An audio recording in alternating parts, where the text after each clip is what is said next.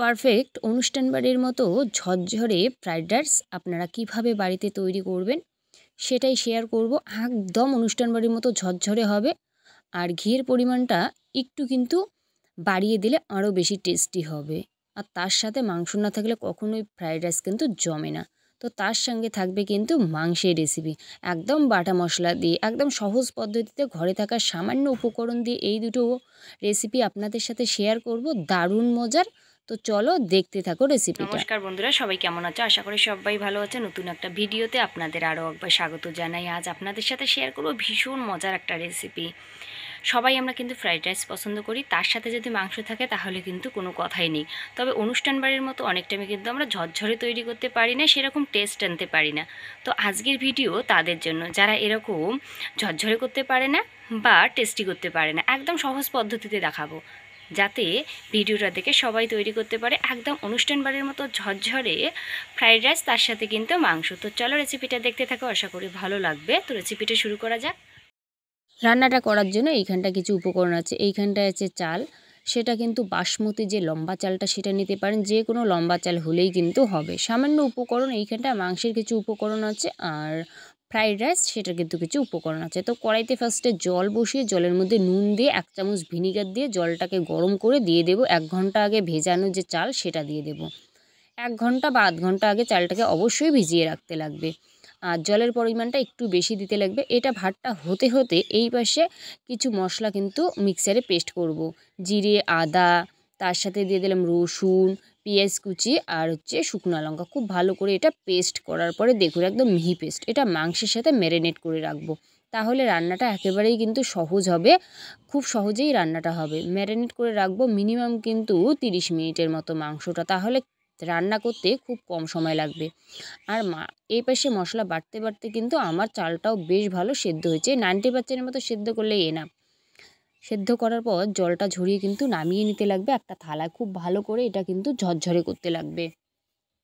এরপর কড়াইতে দিতে লাগবে ঘি, আর তেল দিয়ে দিলাম, নইলে কিন্তু ঘিটা উড়ে যায়। তো সেই ক্ষেত্রে অল্প পরিমাণে একটু রিফাইন অয়েল দিতে পারেন। এরপরে দিয়ে দিলাম লম্বা লম্বা কাটা গাজর।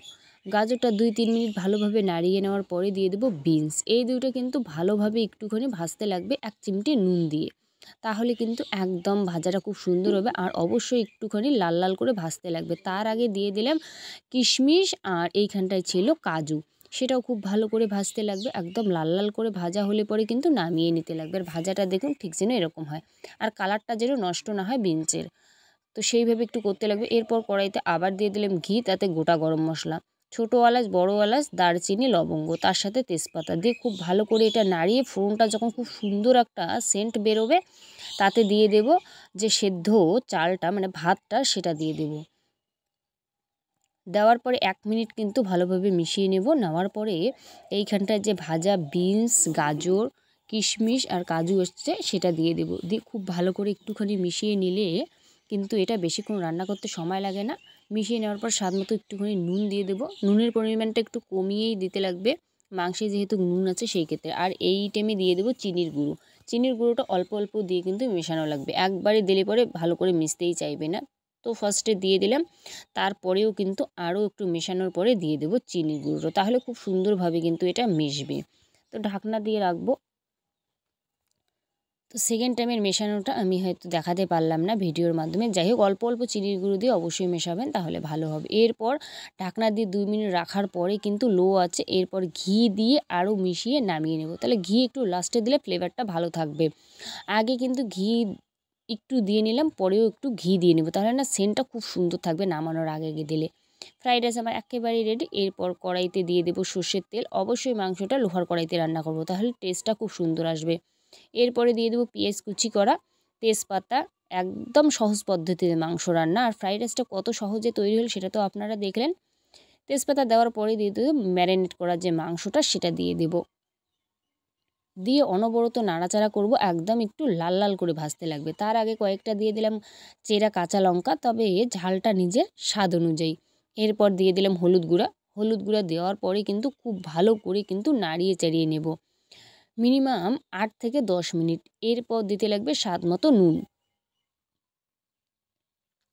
নুনটাকে দিয়ে খুব ভালো করে কিন্তু কষিয়ে নিতে লাগবে। যখন দেখতে পারবেন খুব সুন্দরভাবে তেল ছাড়বে, তাতে দিয়ে দেব অল্প পরিমাণ একটুখানি জল, মানে ওই মিক্সচার ধোয়া জল দিয়ে কিন্তু এটা আরও একটু নাড়িয়ে ঢাকনা দিয়ে রাখবো মিনিমাম 10 থেকে 12 মিনিট, যাতে মাংসটা ভালো সেদ্ধ হয়। তো 12 মিনিট পর কিন্তু ফিরে আসলাম। তো 10 মিনিটও রাখলেও হবে, কিন্তু 12 মিনিটেই আমার সময় লাগছে, কারণ জলটা শুকনো হতে। এরপর আরও ভালো করে কিন্তু কষিয়ে নেব। আমি মাংস 2 বার মানে কষিয়ে নিই, আপনারা চাইলে একবার ভালো করে কষিয়ে নিতে পারেন। তবে 2 বারের মতো কষিয়ে নিয়ে যে একটা টেস্ট হয়, সেটা কিন্তু একবার কষাতে হয় না। তো এই কষাতে কিছুটা 2 টুকরা মাংস নামিয়ে রাখলাম। তো এটা যার পছন্দ তারা খাবে। বিশেষ করে দাদার এই কষা মাংসটা একটুখানি বেশি পছন্দ, তাই 2 টুকরা দাদার জন্য নামিয়ে রাখলাম। এরপর ভালো করে কষিয়ে দিয়ে দেব জল। ঝোলের জল অল্প পরিমাণ দিয়ে দেব। ঝোলের জল ফুটতে ফুটতে এই পাশে আছে গোটা গরম মশলা, সেটা খুব ভালো করে মিক্সারে পেস্ট করে দিয়ে দিলাম। দিয়ে কিন্তু আরও 5 মিনিট হালকা আছে, একদম হালকা আছে রান্নাটা করে নিলেই কিন্তু রেডি। 5 মিনিট পরে দেখাচ্ছি, দেখুন একদম আমার মাংসটা রেডি, আর ফ্রাইড রাইসও আমার রেডি। দেখুন বন্ধুরা, কত সহজে এই রান্নাটা হয়। বাড়িতেই আপনারা খুব সহজে অনুষ্ঠান বাড়ির মতো তৈরি করতে পারবেন, আর খেতে তো এটা দারুণ হয়। আর দেখুন একেবারেই ঝরঝরে।